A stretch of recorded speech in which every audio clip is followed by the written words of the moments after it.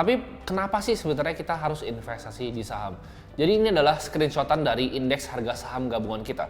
Apa itu yang namanya IHSG atau indeks harga saham gabungan? Ini jadi kalau semua saham yang listed di Bursa Efek 700-an lebih itu digabungin jadi satu indeks, ada yang turun, ada yang naik, semuanya jadi indeks ini ya. Jadi ini adalah basket dari semua saham yang ada di Indonesia.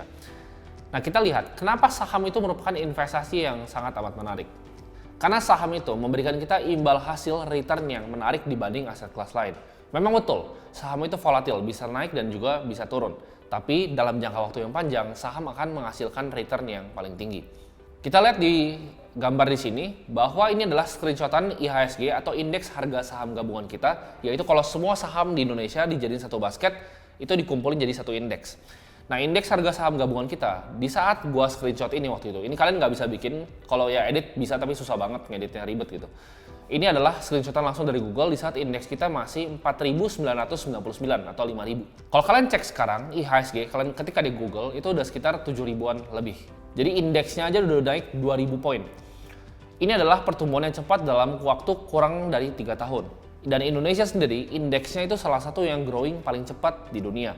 Kita grow 13% on average dalam 20 tahun terakhir. Jadi year on year kita bertumbuh 13% per tahun. Sebelum kalian mengenal lebih dalam tentang saham ini, gue mau ajarin konsep yaitu risk and return ya, yaitu resiko dan return. Karena semua investasi itu selalu go hand in hand, resiko dan juga return. Di sini kita lihat ada beberapa macam aset kelas. Yang pertama adalah cash, ada juga misalnya money market, RDPU, ada juga misalnya kita lihat ada obligasi ya, ada mungkin properti, ada saham, ada juga mungkin private equity dan venture capital yang resikonya lebih tinggi.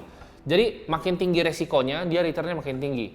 Makin rendah resikonya seperti cash yang nggak ada returnnya gitu. Obligasi rendah tapi bunganya juga kecil. Saham itu volatil, resiko lebih tinggi, tapi dalam jangka waktu yang panjang itu kan menghasilkan returnnya lebih oke. Semakin tinggi return yang mau kita capai, maka resiko akan semakin tinggi. Sebelum gue bahas tentang yang namanya compounding interest, di sini gue akan bahas tentang time value of money. Jadi banyak orang nggak mengerti tentang konsep ini. Kalau sekarang gue tanya ke kalian lebih pilih mana? Kalian pilih